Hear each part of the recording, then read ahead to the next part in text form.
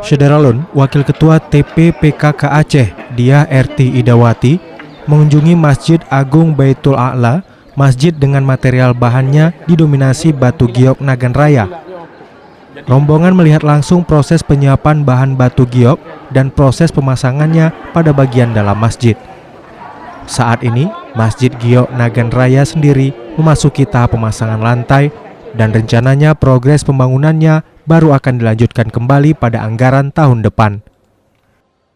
Ditargetkan pada April 2022, masjid ini sudah dapat difungsikan sebagai tempat ibadah.